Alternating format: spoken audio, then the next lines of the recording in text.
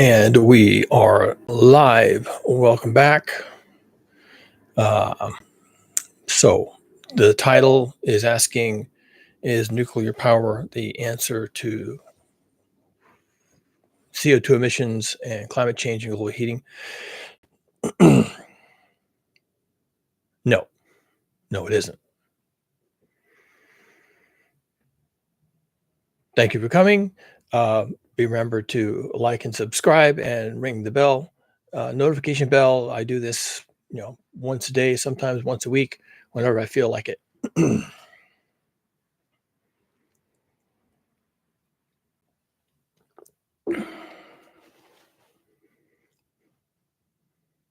So if you're still here, maybe you want more of an answer than no. And I did promise in the title many simple proofs.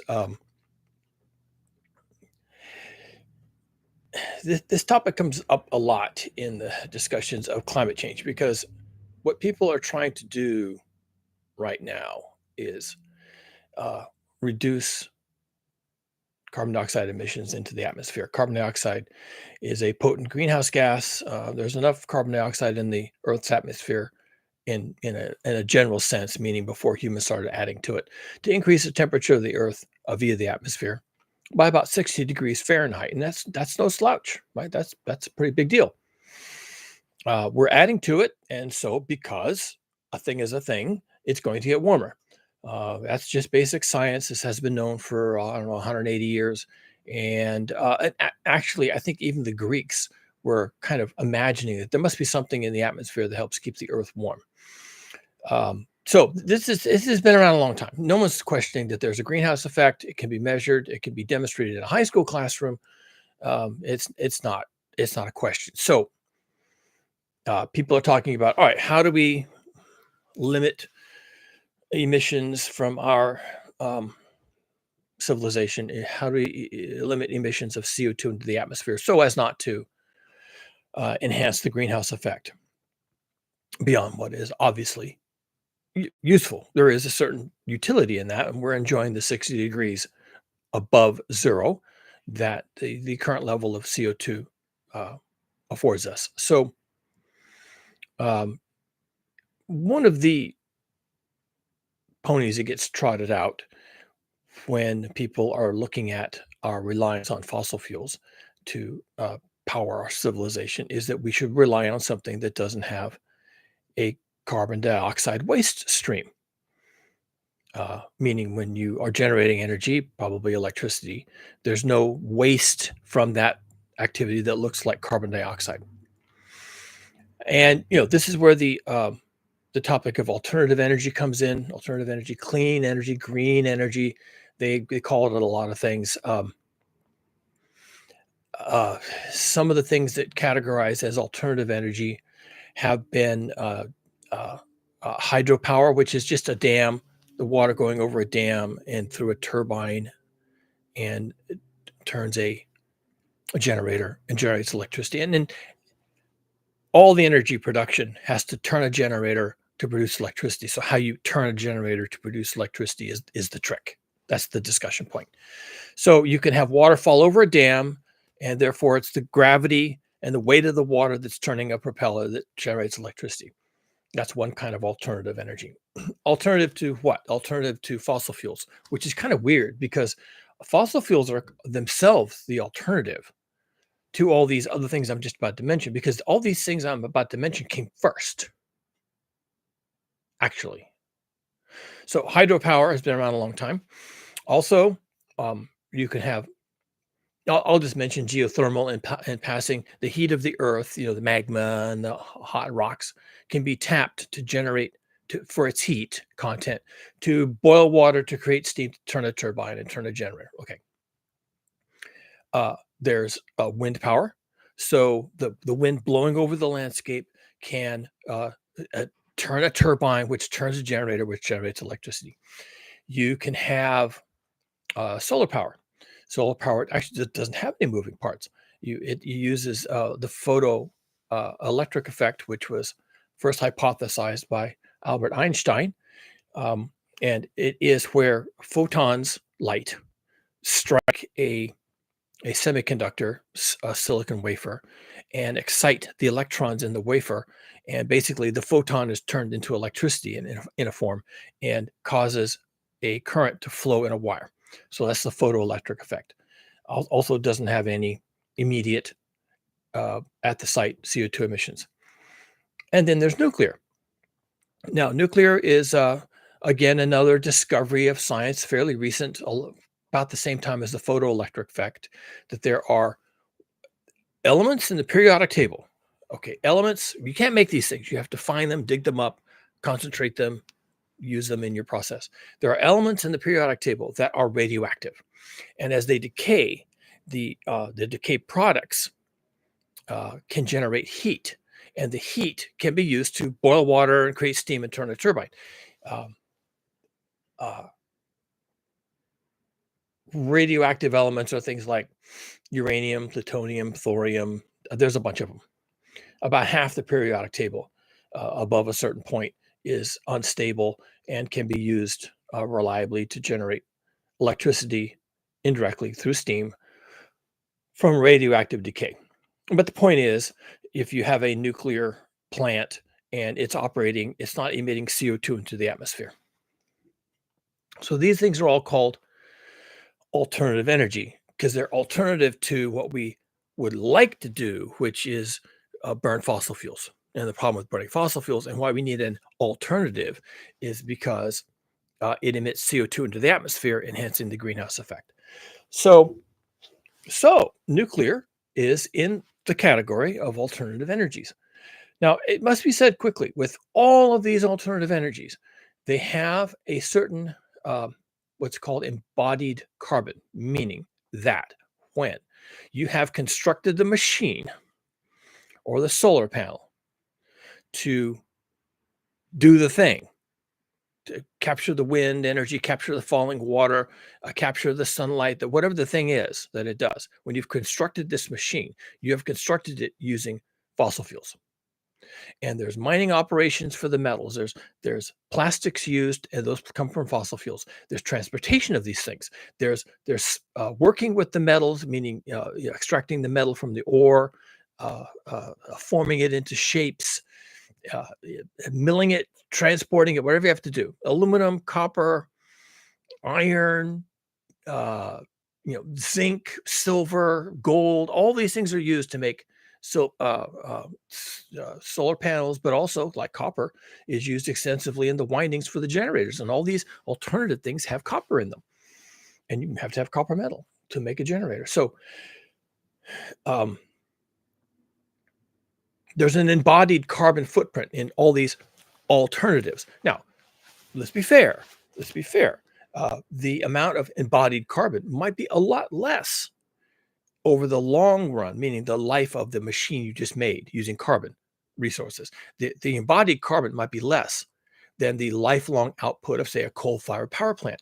So net of net, maybe you have reduced your carbon footprint, but you still had to have fossil fuels to make these alternatives. So they are alternatives in the sense that they might win in the long run, but they're not alternatives in that they do not operate outside of globalized industrialized civilization, which does not operate except that it has 100% 24/7 inputs of fossil fuels. Oh, and they have to be cheap and they can't be interrupted.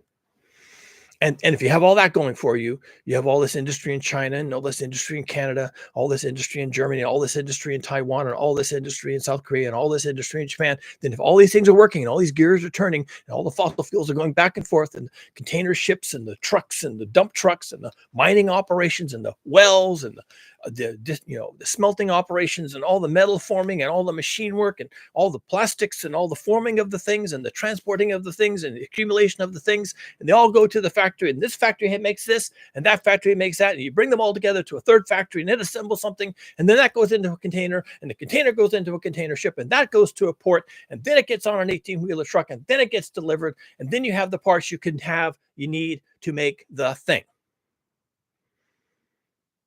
You can make the thing. You can make the generator that goes behind the turbine in the blockhouse at the hydroelectric plant, or you can make the transformer that's used to transmit all the energy that you're generating around the countryside for people to use, and so on. So if we just set aside that that these alternatives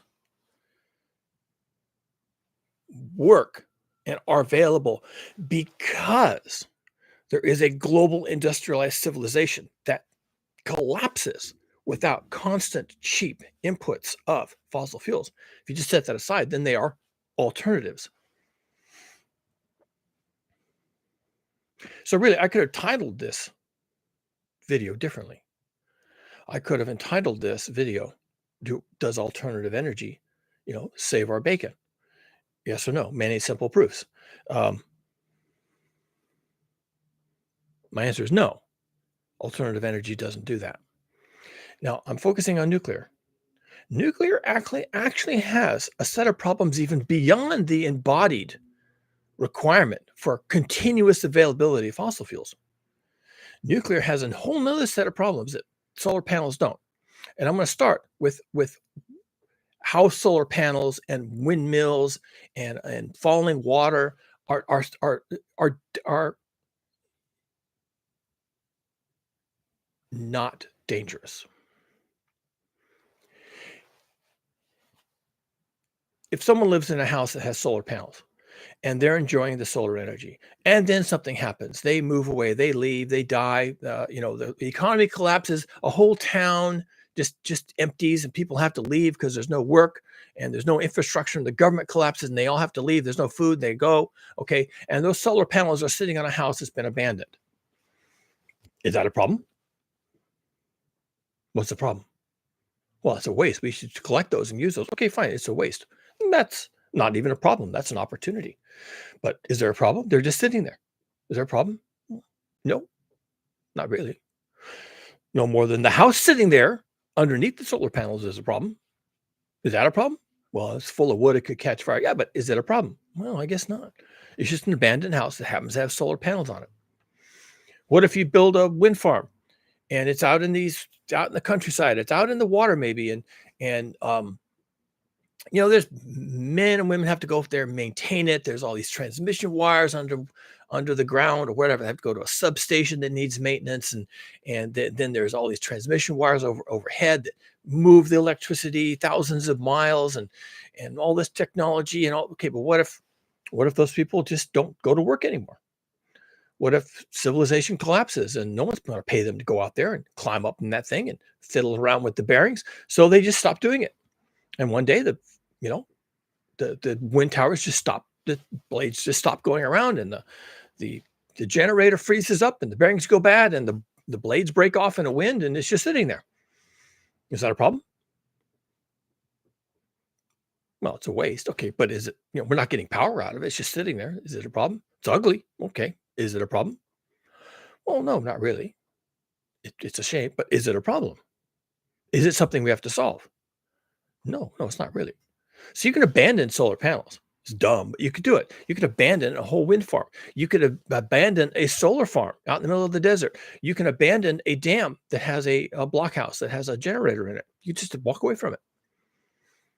Maybe the water, maybe you shut the gates and the water doesn't go through the blockhouse anymore and the generator stops turning. You could do that. Or you just let it go. Just let it turn. And eventually something seizes in the generator and the bearings go bad and the blades fly off and the whole thing blows up. And now the water's running through the blockhouse like a torrent and the pipes are all destroyed and everything's broken. Does it matter? There's no one there.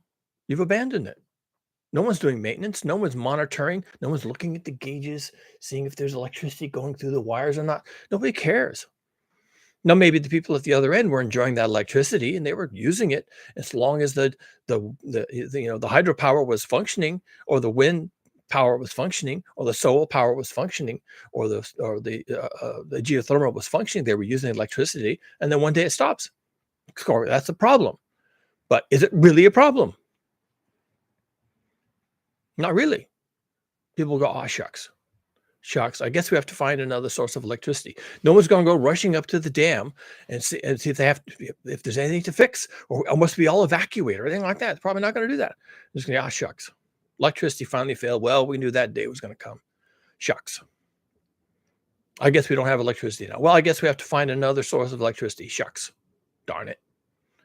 But it's not really a problem by itself. The solar panel sitting on the roof is not a problem after the collapse of civilization. You can see where this is headed, I think. Hopefully, you can see where this is headed. Now you have a nuclear power plant. Like everything else, the nuclear power plant was only possible because it was embedded. You could only even think about building this thing, just like the solar panels and just like the geothermal and just like the hydrothermal. You can only even think about building this thing. Just if you're embedded in a industrialized civilization where there are people who get paid somehow by somebody, to plan these things, to manufacture the parts, to ship the parts, to make sure they test correctly, to install them, to build, to construct the thing, to operate the thing, provided that you have all that going on.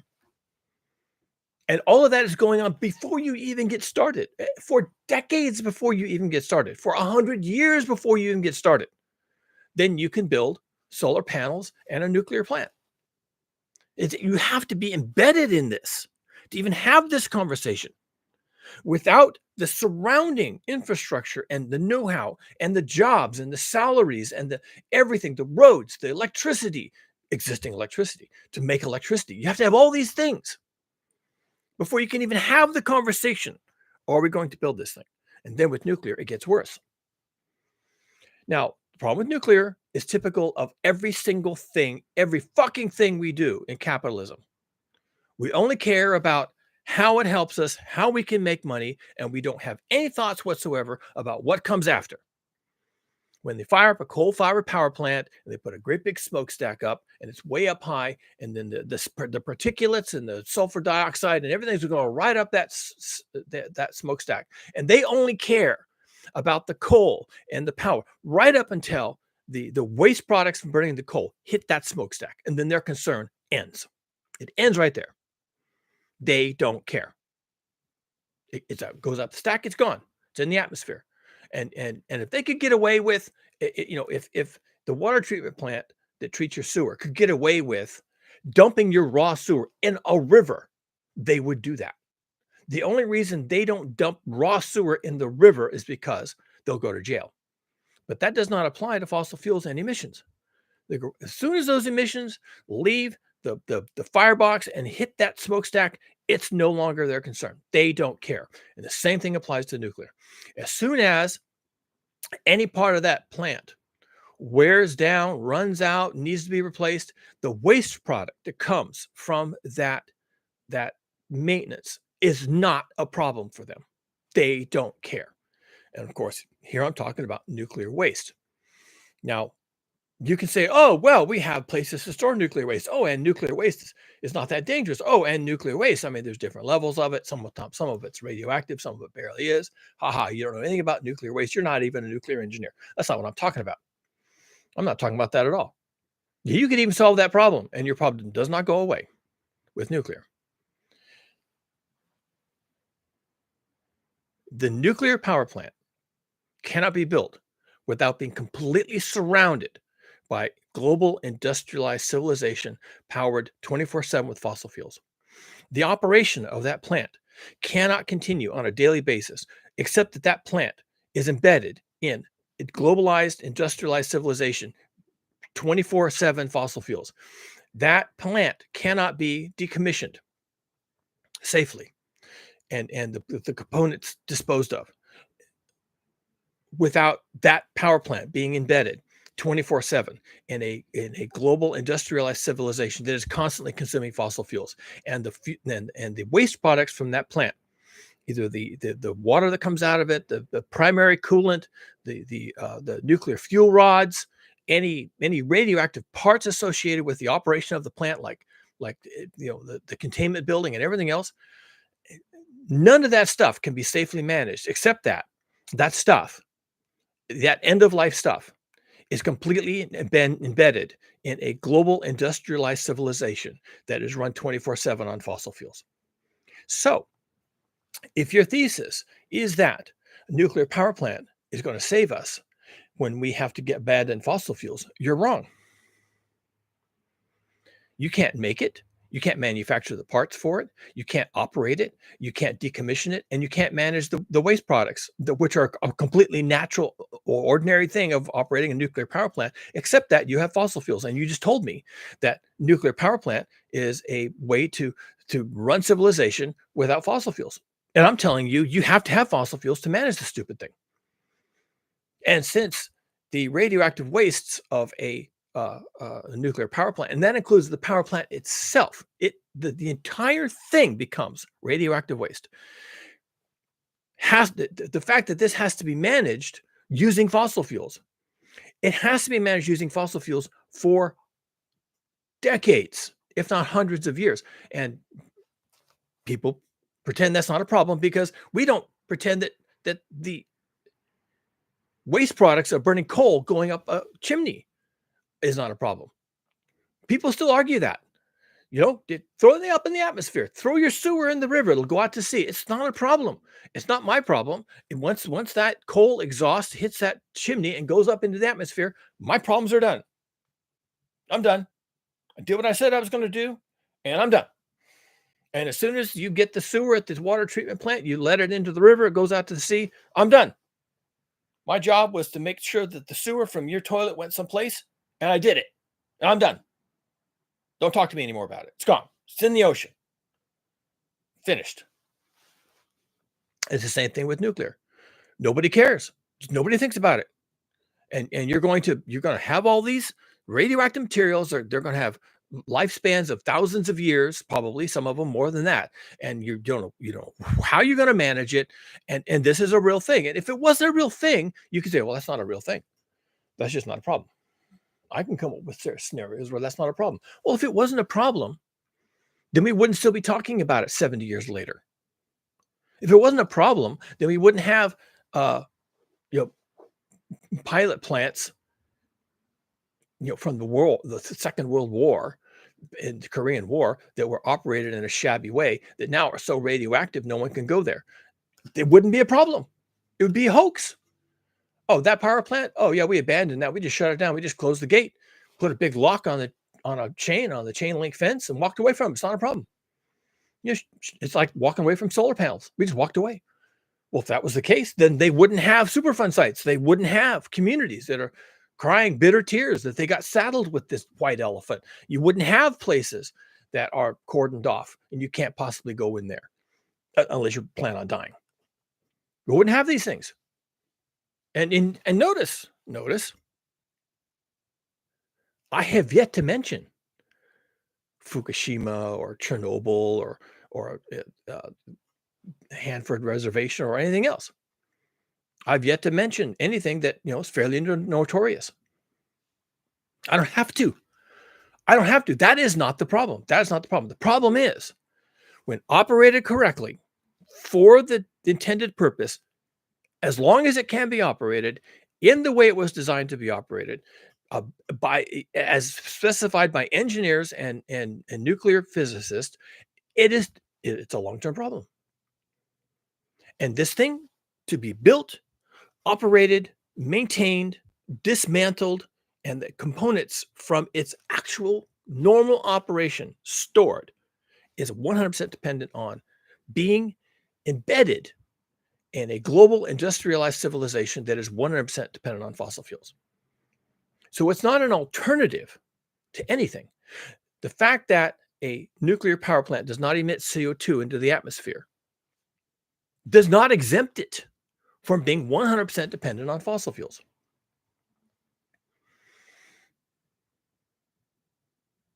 It just doesn't. And not just to manufacture it, which would apply to solar panels and wind farms.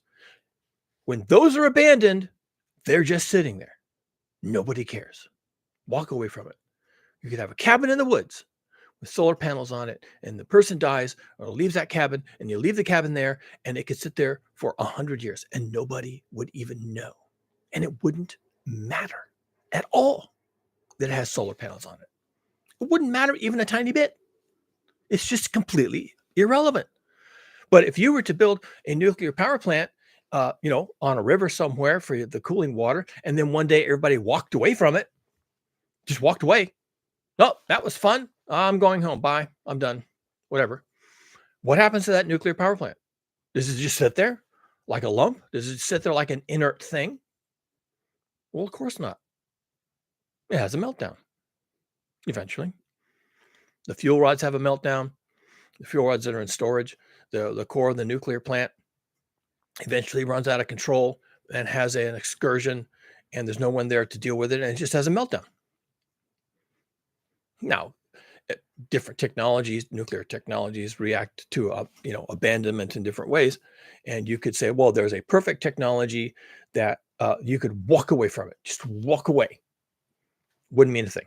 Just walk away. It'll shut itself down. It'll do a complete cool shutdown, and okay, that nuclear material is still in there, but whatever. It shut itself down. It didn't blow up. It didn't do a Chernobyl, nuclear radioactive smoke going into the sky. It just wouldn't.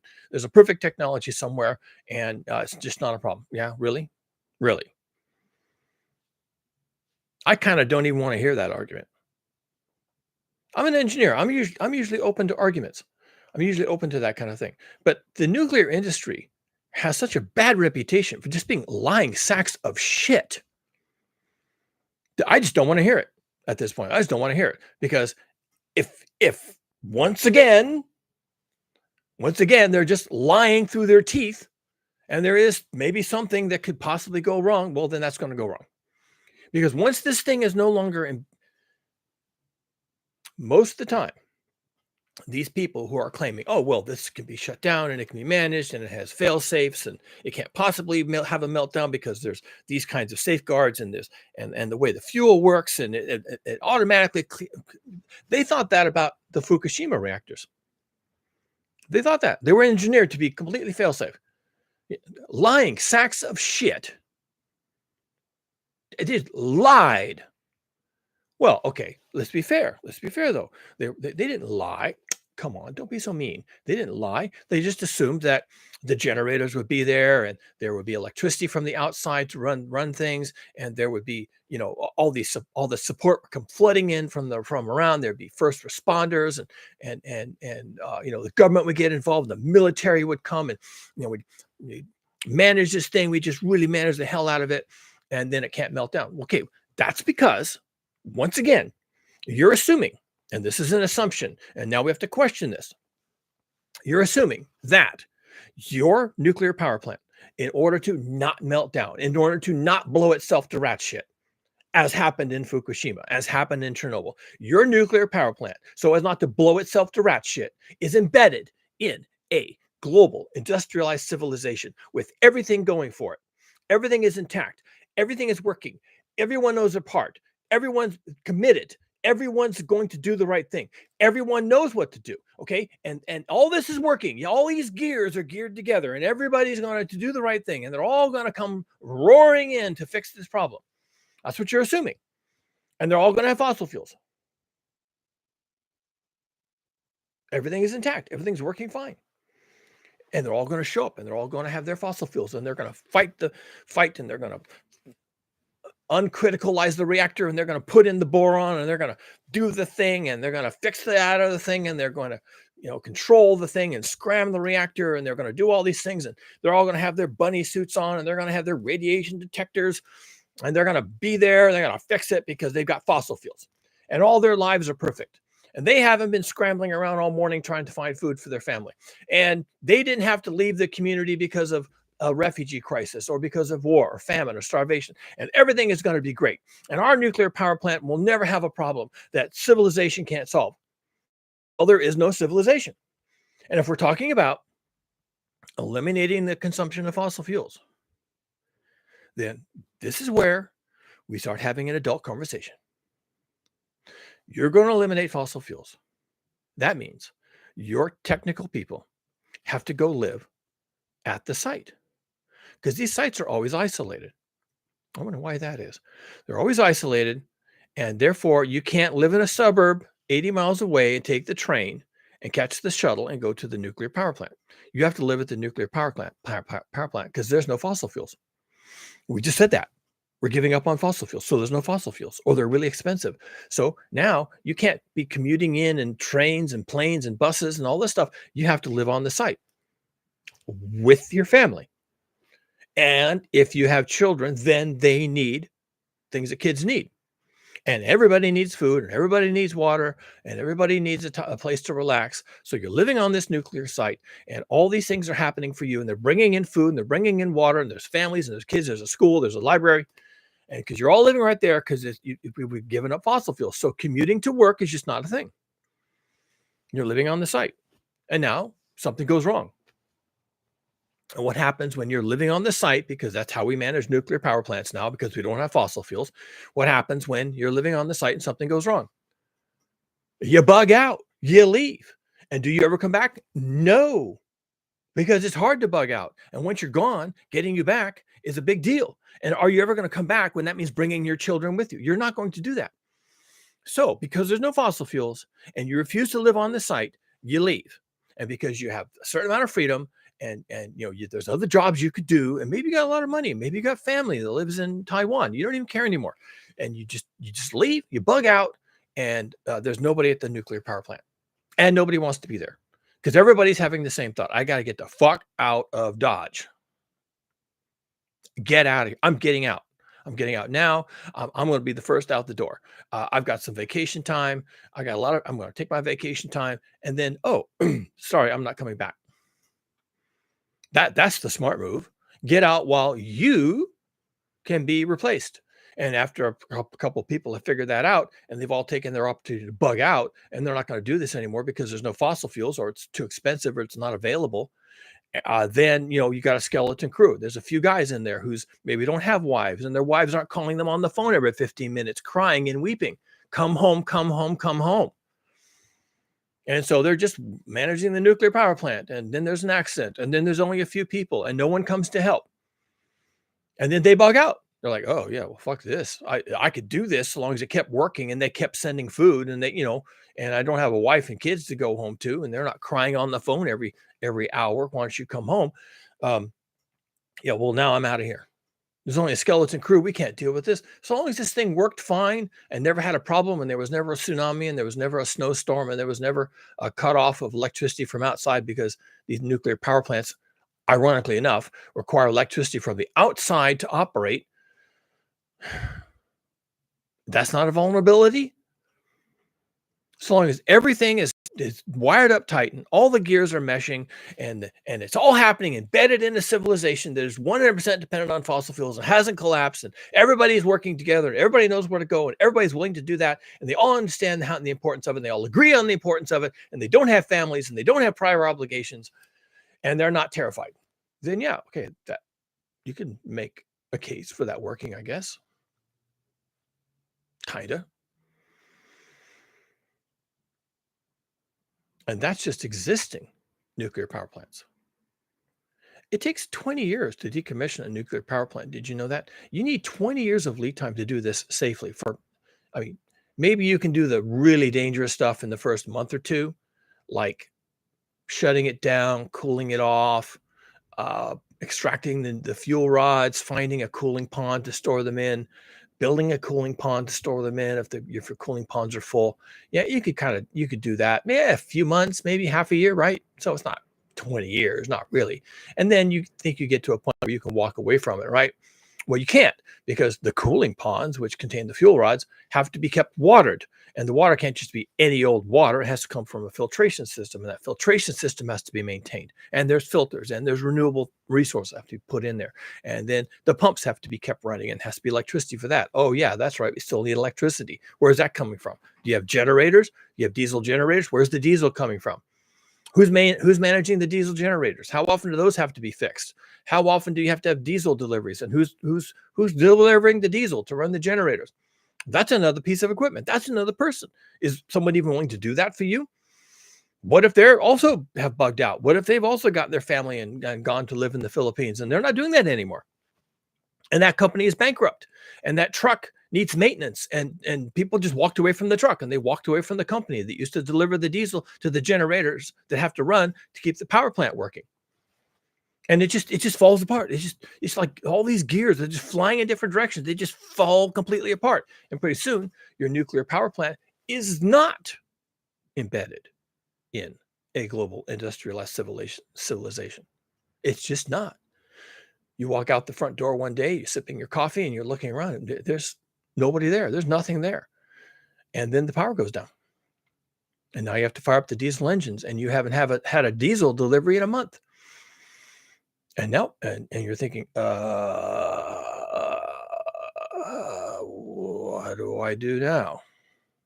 You're out there sipping your coffee, and you just heard the diesel generators come on, and you think that maybe there's been another power failure, and there's been a couple in the last few months, and you're thinking, we don't have enough diesel. Oh, and we haven't had a delivery for a long time, and I don't think we've got much fuel in the tanks. And how long is this power failure going to last? And I haven't heard from my supervisor, in the state capital for a long time. I keep calling those people, and they keep not answering. I just keep, I'm living on the food I have on here on hand, and no one comes by to check. And now the power just failed, and my power plant requires power to operate, and there isn't any. And so I'm feeding into a grid that just went down. So I have to go back and turn off the turbines so as not to overload the local grid. And then I'm at hot idle. I guess I have to cool this thing down.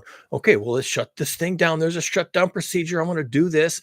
And the diesel generator just went out. I'm right in the middle of a shutdown procedure. And now what am I supposed to do? God damn. I didn't even get the fuel rods out. I'm just shutting it down. I didn't even pull the fuel rods out. I'm just cooling this thing down, and it took me 2 days to do that. And now the diesel generator stopped, and I'm like the only guy here because I think the other guys, I haven't seen them all morning. Where the hell are they? They should be helping me with this.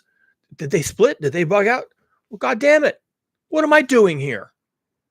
Fuck this. I'm not going to bother with this. I mean, this thing could go critical anytime. And even when I get the fuel rods out, I gotta store them somewhere. And that takes usually 3 guys just to move the fuel rods into the storage ponds. That takes a week at least, and 3 guys to do it. And I mean, we won't have to follow regulations, of course, because civilization has collapsed, but it doesn't matter. It still takes 3 guys a week to move all these fuel rods into these cooling ponds. And then, what the hell? Why bother? Because no one's going to want to be here to manage the cooling ponds. I'm out. I'm halfway through shutting this thing down. I'm the only guy left here. I think the other guy's left, and I can't even do this. I'm out. I'm just out, and it's half done. It's sitting there at a hot idle, and the guy just leaves, and he does a quick calculation in his head, which way is the wind blowing, and I've got family over here, and I got family over there, but that's downwind, so I don't want to be over there. My family over here is upwind, and I think I'm going to go there, and I got a little bit of money. Maybe I can book a train or a plane to another country. Because, as they say, the last one out, turn off the lights. And the last one out of a nuclear power plant that just went critical in the middle of a collapsing civilization, yeah, turn off the lights. Oh, yeah, in a big way. You're just about to have a nuclear incident.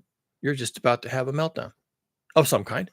And even if your plant doesn't melt down and the fuel doesn't do that and it doesn't generate those kinds of heat, and there's safety mechanisms, and it's nothing to worry about. That's just trolling and hyperbole and hysteria, and you're just blowing it out of proportion, and blah blah blah. Yeah. Well, the whole scenario is we gave up on fossil fuels. That was the whole point of this. We're just going to do this with alternative energy, and we're not going to have fossil fuels. So you're not going to have a nuclear power plant or cooling ponds embedded in a global industrialized. Do I have to keep saying this? I think I have to keep saying this. You're not going to have a nuclear power plant running or not running that's embedded in a global industrialized civilization that is relying 100% 24/7 on fossil fuel injections. I mean, that's the point of this. You're calling it an alternative energy. You're saying that we're going to do this instead of having fossil fuels. Okay, fine. Get rid of the fossil fuels. Now what?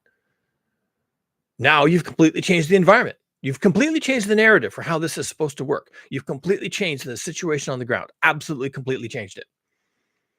And you can't have global industrialized civilization without 100% constant, continuous application of cheap fossil fuels. And yes, you can't build nuclear power plants without it, but you can't even maintain nuclear power plants without it. You can't even do a shutdown of a nuclear power plant without constant inputs of energy. You can't store the fuel rods for the necessary hundreds of years without complete 100% reliance on cheap fossil fuels.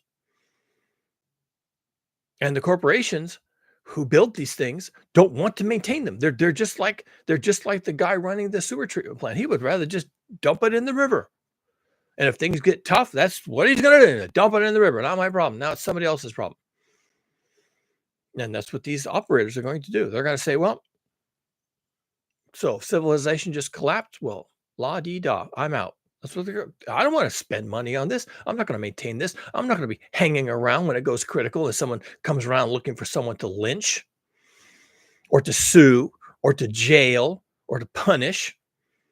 I'm not going to be that guy. I'm out. Bye. Just run away. And nuclear power is only possible when it is fully embedded in a global industrialized civilization that has access to 100% all the time, 24/7, always on cheap fossil fuels. So, is nuclear energy the answer to global heating and our reliance on fossil fuels? No, because it is 100% reliant on fossil fuels. And turning off the fossil fuels, which is what you're claiming we're going to do because of nuclear power, we're going to turn off the fossil fuels. That knocks the rug right out from under it. Boom, you just did it. You just hanged yourself. You just hanged yourself by getting rid of fossil fuels. And now everything falls apart. And pretty soon, everything is falling apart to a degree that there's one guy managing the nuclear power plant because the other guys have fled in the middle of the night. And he's the only guy there sipping his coffee, trying to manage this thing. And he realizes that he's the bag man. He got left holding the bag. He's the bag man. He's feeling like an idiot. And these people are traitors and they've abandoned him to his fate. And he's gone. He's out. So maybe he was out 8 hours after the other guys were out, but it doesn't matter. He's out. Boom. Gone. Power plant is still running hot. It's hot idle, and the fuel rods haven't been extracted. And fuck it, I'm out. Yeah, that's why. That's why this doesn't work. You can walk away from solar panels. You can walk away from an entire solar farm. You can walk away from a windmill. You can even walk away from hydropower. And certainly you could walk away from geothermal. You could walk away, leaving them in place, running until they fly to pieces, until they tear themselves apart internally. You could just leave them there and walk away. And, cross your fingers and rub your lucky rabbit's foot that something bad doesn't happen. But the only thing that happens if something bad happens is that there's no one there to maintain it and fix it. And so it just stops. And the people downstream of that power source suddenly realize, oh, wow, the electricity ended. Oh, that's interesting. Maybe someone should go check on the hydro power. Maybe someone should go check on the solar farm. Well, we can't fix it anyway. We're probably nobody there anymore. I heard that place was abandoned 6 months ago. So what's the point? Okay, it's gone. All right. Toughen up, Buttercup. It wasn't going to last. It didn't last. And we don't know how to fix it. And maybe somebody will come along who can fix it and we'll tap them and send them up there and see what they can do. But right now it's done. But it's a solar farm. Nobody cares. It's a wind farm. Nobody cares. Right? I mean, we would like to have the energy, but it's not going to kill us. We're not downwind of it. We don't have to flee in the middle of the night with our children under our arms, okay? Because it failed. Shucks. Darn. Anybody want to go up there and look at it? Can you fix that? Do you know how that works? You don't know anything about it either? Well, I don't know anything about it, so fuck it. No, darn. Can't fix it. It was nice while it lasted. But if that's a nuclear power plant, or if that's just a shutdown power plant with cooling ponds, you're thinking, okay, are we safe here? The power just died. I talked to one of the technicians. He says, man, if the power ever dies, run. And don't run downwind. Run anywhere else but downwind. If that power fails, you're fucked. If that power fails, you're fucked. Just get out. Go somewhere. Have your bug out bag ready to go, and have your plan, and have your evacuation route, and where you're going to go, and who you're going to stay with, and get as far away as you can. 1,000 miles is not too far. and bye, good luck. That was what the technician told somebody in the village, somebody in the town, somebody in the city as he headed out. Yeah, if that thing ever fails, if that power ever stops coming down out of there, if that thing ever goes sideways, yeah, you got to get out. Bye. I'm gone. Where am I going? About 1,000 miles away. Thank you. Goodbye. And that's why you can't have nuclear power. You just can't have it. You just can't have it. It's too dangerous. It's too goddamn dangerous because you can't walk away from it. It has to have a global industrialized civilization for every single aspect of its operation. And if that ever stops, which is going to happen if we stop burning fossil fuels, if that ever stops, then that whole thing is just a dumpster fire. Real fast, and for thousands of years. There's a story, I remember it from, I don't know, the 80s or something. Somebody back in the day when we didn't have our heads up our asses and when we hadn't surrendered to corporate propaganda, somebody asked a question. It might have even been DARPA. It might have even been a bunch of people who are paid to ask difficult questions and get creative answers. They said, okay, what are we going to do with these nuclear wastes? We've been running nuclear power plants for 30 years. We get it now. You know, this is going to be a real problem. We didn't bother taking the time to think about it, but now it's a problem. So now what are we going to do? These wastes are going to be around for hundreds of thousands of years. They're going to be dangerous. And, you know, we're trying to be responsible here. We know that there's not going to be this group of people right here in this room in 100,000 years to manage this. And there may not be any group of people around in 100,000 years to manage this. What if there's a collapse of civilization? What if we go into a dark age? What if there's a nuclear war and everything just gets just completely disrupted? And what if English is no longer spoken in North America? There was a time when it was not. Maybe there'll be a time when it isn't. So you have all these user manuals and all these signs, you know, warning, do not enter, and people they'll read them and they won't understand. So, you know, this is the you know, the long-term thinking, right? We're thinking long-term because the problem is long-term.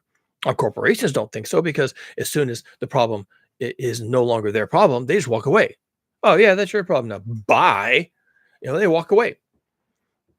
Storing nuclear waste in a safe way for 100,000 years, not my problem. Sparky, bye. Quarterly profits was my problem.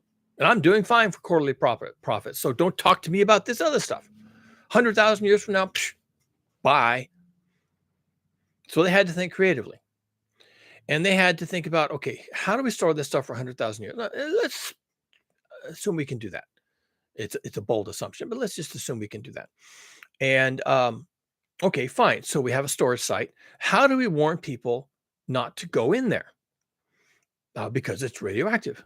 And not to disturb anything in there, because maybe it's not radioactive when they show up, but after they've pulled the lids off of barrels or broken things open or scattered the stuff around or dragged it out into the surface or whatever they're going to do because they're, you know, curious about it or whatever they think it might be valuable. I mean, it was locked away behind these big doors and all these concrete things, and we had to dig for a year to get into it. It must be extremely valuable, right? Let's get this stuff out of here, get it to the surface, take it to the village. How are we going to stop that from happening? Because they're not going to understand it.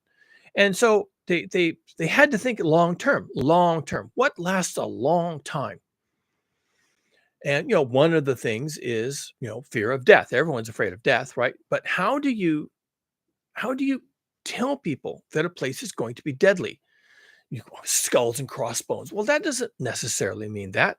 By the time all this happens, a skull and a crossbone could mean something completely different to people culturally. It could mean this is a good place to get food. Why would that be the case? I don't know. But if they see a skull and a crossbones, they may say, hey, we should go in here for whatever cultural reason that this is a good place to go. So you can't rely on icons because the meanings of icons vary culture to culture and time to time. And you can't rely on language because languages come and go, and the meanings of words vary from time to time. And the cultural context, even for something like radiation, which we didn't even knew exist until 100 years ago.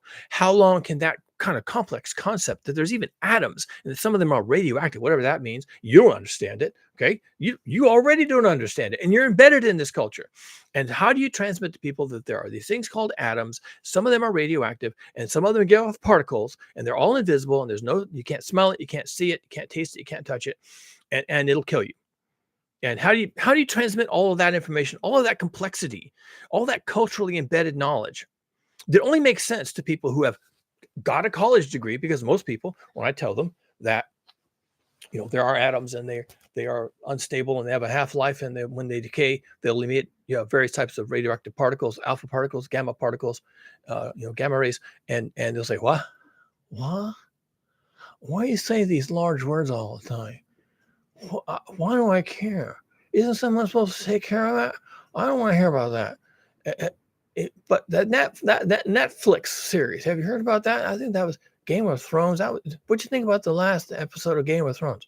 And here I am trying to talk about, listen, man, you can't go places. There are places you cannot go on this planet, and you cannot go there for 100,000 years. Well, what about Netflix? What about Game of Thrones? Okay. This is what I'm up against, okay? All the time, 24/7. And you're telling me that we're going to deal with these problems long term? No, you're not. And this group that had to figure this out, oh, by the way, they didn't. Long and the short, they couldn't figure it out because there is no solution. This is a wicked problem. If there was a solution, we wouldn't be talking about it still. If there was a solution, we wouldn't be afraid of nuclear power. If there was a solution, we wouldn't have the problem storing nuclear waste. If there was a solution, we would have solved it. And we'd all be running around, holding hands and singing Kumbaya. So they did come up with, I guess you'd call it a recommendation. It's not a solution because, again, this is a wicked problem. There are no good solutions, but they came up with something. I thought it was pretty creative. They called it the nuclear priesthood because even though everyone's afraid of death, no one can agree on what death is. Is death a good thing? Is death a bad thing? Is death in this world, or is death just a gateway to another world? But they can all agree, and they have agreed for thousands of years concerning religious practice. Because if you don't practice the religion correctly, you go to hell. You don't just die, which would be, that's bad enough. But no, if you don't observe religion correctly, you go to hell and you suffer for eternity. So get your shit wired up. And religions can have that effect on people. Religions and religious practice and culture can drive people to do things that they don't even understand. You can make people do things that they have no idea why they're doing this. How many Jewish laws are there? Who knows who made all those laws? Why do we do this? And why do I pray 5 times a day to Mecca? Why? Who came up with that? I mean, I'll do it. I mean, it's fine because I don't want to burn in hell. But can someone explain to me where that started? Who came up with that idea? It takes a lot of my time. Okay, I'll do it. And you have to go to a church every Sunday, and you have to do these rituals and say these words and sing these hymns. And why am I doing this? This is boring. Okay, to avoid hell. Okay, fine, I'll do it. So these religions can force people to do things that they don't want to do, or to observe things that they don't want to observe, or to transmit information to later generations that they don't want to. They don't see the value in, but they have to do it because if they don't, they'll burn in hell. So the idea was, we'll create a nuclear priesthood, and religions get produced all the time. L. Ron Hubbard created one based on his science fiction book. So let's just create a nuclear priesthood, and we will inculcate into that nuclear priesthood certain tenets. And the tenets of the nuclear priesthood are, this symbol always means a certain thing. Always, always. When you see this, whatever you think it means don't go here. It means don't touch this. It means this will kill you. And we're going to create a symbol. It won't look like anything you've ever seen before. And it'll be our symbol. It's our priesthood. Don't mess with it. It's copyrighted. Don't use it for anything else. And it means this. Just like people feel about the Muslim crescent, or the Christian cross, or the Jewish Star of David. These things mean something. Don't mess with it. If you mess with it, you're bad and you're going to burn in hell.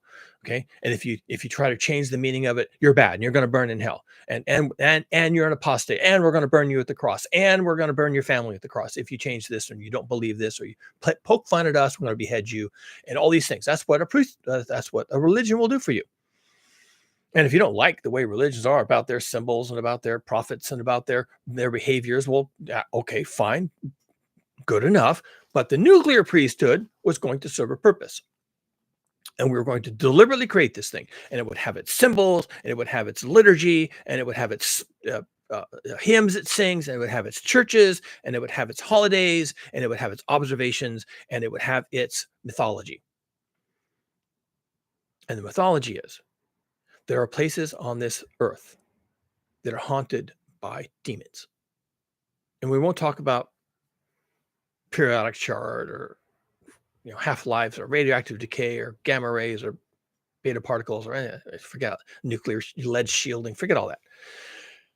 Places, sacred places that are haunted by demons. And if you go there, you will die and you will suffer. You will suffer the wrath of God if you go there.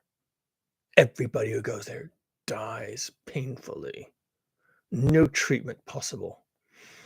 The demons invade your body and eat you from the inside, and your skin falls off and your eyes bleed and you die painfully. Your gums bleeding, your teeth falling out. Don't go there ever, or sacrifice your life. The nuclear priesthood, big religion. And at first it's going to seem kind of hokey. All religions seem hokey in the beginning. This is what you must do. Why? Because I say so. I don't care who you are. Yes, but you'll burn in hell. Oh, that's interesting. Explain this hell thing to me. Everything sounds really kind of hokey until the leader comes up with the thing that is the hook that gets people to pay attention. So the nuclear priesthood, it starts out sounding wonky, like some hippie thing, demons at certain places, but eventually everyone kind of gets on board. And maybe the nuclear priesthood has benedictions, and if you obey the things, you rise to heaven, and there's a nuclear angel that glows in a good way, and you'll be anointed, and you'll go to heaven, and all the technology will support you, and you'll live this amazing life after death. But if you go to the bad places where the demons are, you will suffer. You'll be in hell, and you'll be radioactive, whatever that means, and you'll your eyes will bleed, and your gums will bleed, and you'll die. You'll suffer. See, they could do that, right? They could do that, and it sounded really hokey at first, but if they could get it going, and have had state support, and maybe the nuclear states would even pour money into the nuclear religion, right? Pour money into it. Hey, work it into the curriculum. You say, well, you can't have a religion and curriculum. Okay, but this is different. This is really talking about the importance of not visiting certain places on the planet because of this symbol, whatever our symbol is. Let's have our symbol, like the biohazard symbol, right? That spiky looking biohazard symbol. No one even knows what that is. I know what that is. You don't know what that is, but you recognize it's biohazard, right? Viruses and bacteria and terrible things that you don't even know what they are. You can't even imagine what they look like or where they came from or how they're going to kill you. But I just saw the biohazard symbol on a door, and I'm not going in there. That's a biohazard. If I go in there, my gums are going to bleed. My eyes are going to fall out. My skin is going to fall off my bones. And I'm not going in there. That's a biohazard. Okay, well, another symbol like the biohazard symbol, and people will get it. And if there's a group whose responsibility it is to propagate that information, then 100,000 years from now, maybe there are still legends about this symbol, the death's head symbol, the biohazard symbol, the whatever, and people just know because it's culturally embedded that, okay, that religion's gone, we don't really pay much attention to that religion, but the mythology is, and believe what you want. But if you go to those places with that symbol on it, there are demons, and it's the souls of the priests who long ago used to speak of devils in certain places. And if you go there, they curse you. And I've seen it with my own eyes. My second cousin, twice removed, went to one of those places, and he was an idiot. And he came back, and in 3 days he was dead. and his gums bled, and his eyes fell out, and his skin peeled from his flesh. It's just like they say. And I saw it, and it's true. And I don't understand it, but you better beware because demons or something. See, that's how it works. So, back in the day, someone came up with this idea. We got to do this. We got to do this for the ages. And we're going to come up with a nuclear priesthood. And we're going to have legends. And we're going to have demons. And we're going to have stories. And we're going to have songs. And we're going to have all this stuff. And there's going to be a symbol. And we adopt that symbol. And no one can use that symbol for anything else. If you use that symbol, it's a trademark. And we're going to sue you into oblivion. And later on, everyone simply knows what the symbol means. They don't use it for anything else because they're scared of it. All that because somebody was worried about what happens when nuclear power or nuclear waste or nuclear anything else is no longer embedded in a global industrialized civilization with 100% access all the time, every day, every moment to fossil fuels or the English language or organization structures like governments or the military or reading and writing or an atomic theory or a periodic chart or education beyond reading, writing, and arithmetic. What happens if we ever fall that low? Then we could. Oh, and we have. Oh, and we probably will. It's just a thing. And so people who are saying, "Oh, well, we can eliminate our reliance on fossil fuels by having nuclear power everywhere." Well, as soon as you eliminate your reliance on fossil fuels, you don't have a civilization. Pure and simple. Oh, but the electricity. No.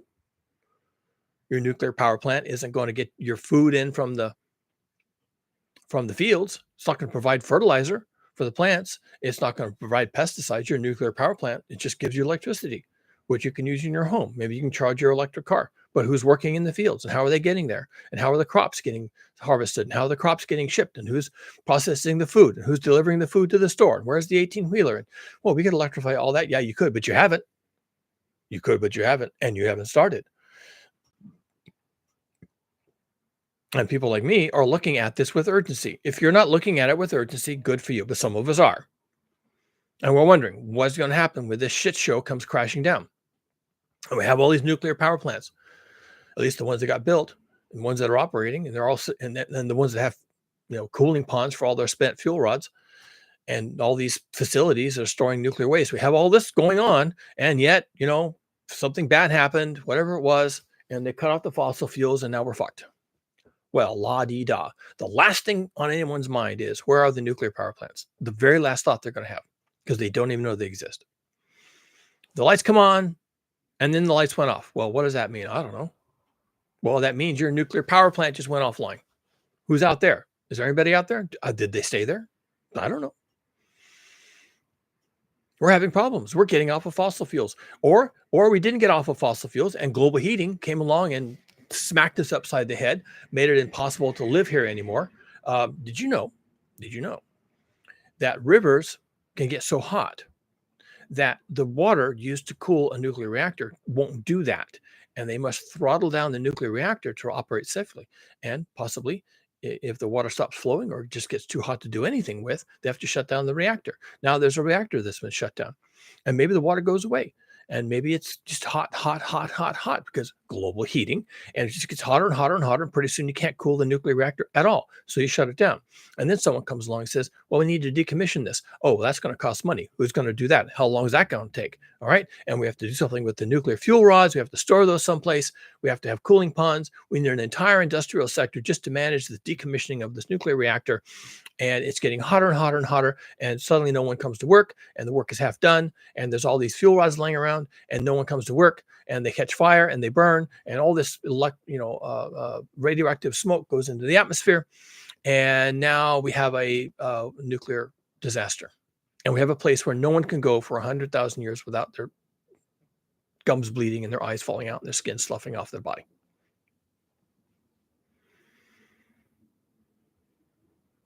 Wow. Now that's where you just say, wow, yeah, that's That's a thing. No, that could never happen. You're alarmist. You're just a troll. You're just trolling people. You're just lying. And I know this can be made to work. I know there's technology that can work. I don't know what it is, but it's going to work. And someone's going to come up with it. And you should just stop saying these scary things. You're just going to scare people, and they're not going to take the right solutions, and they won't adopt the proper solutions to their problem, and we won't be able to get off of fossil fuels. And then yes, we will overheat, and everything will fail, and people will die, and you're just causing a problem because you're saying we shouldn't be on nuclear power. Well, yes, I am saying that because I think all those things are going to happen. We're going to have to get off of fossil fuels because the planet is going to get too hot. And either we get off of fossil fuels because that's a good idea, or we get off of fossil fuels because we can't do fossil fuels anymore. Because the same problem that'll bring down a nuclear power plant, people stop coming to work because it's too far away and it's too hot, it's too dangerous. We'll stop people going into the oil fields. We'll stop people managing the refineries. We'll stop people from delivering the products to the service stations and the other places. And we'll stop building of these plants and managing these plants and maintaining these plants and all this stuff that really has to be. The entire fossil fuel industry must be embedded in all the time, surrounded by global industrialized civilization that is dependent 100%, 24/7, continuously on fossil fuels, which we're not supposed to be using. It could all go away in a minute. It could all go away in a hot minute. Will it? I don't know. I think it has to. I think it has to just collapse. I think it has to go away. We're going to have to get off of fossil fuels, toot sweet, and then it's going to be the long slide. And the long slide away from global industrialized civilization might take 100 days. Yeah, about that. No, I don't think nuclear power is a solution to anything. I know people have want it to be. They want to imagine a world where all their needs are met, and every child has a pony, and everyone's got an electric car, and everything is roses and beautiful, and all this. And I think you just got your head up your ass. I don't think you can have that because everything you're imagining is assuming that nothing happens to global industrialized civilization dependent on fossil fuels. That's just your number one assumption. That number one assumption. Well, given all this, and given first responders, and given engineers, and given the universities, and given everything, all the regulators, and given everything we know about, atomic energy, and all of our accumulated wisdom, and all of our sense of responsibility, and everybody who can go to that place and fix that thing, we're going to be fine. Until none of that happens. Until all that has been forgotten, until no one wants to be responsible, until no one wants to take the financial hit, until no one wants to be working at these places anymore because they're too dangerous and because there's not enough people to do the work correctly anyway. So yeah, it works until it doesn't. And when it doesn't, then you're fucked. That's it. I don't know how else to say it. So no, we can't do this. You can have solar panels, you can have windmills, because when we walk away from them, when civilization collapses and we walk away from these things because we had to get off of fossil fuels, because of climate change and global heating, because all these things are now happening, because all these things are unavoidable, because we're going to have to make tough decisions and it's going to hurt a lot. We're going to do it because we must. When we do abandon our reliance on fossil fuels, everything you thought was eternal and sacred collapses in 100 days.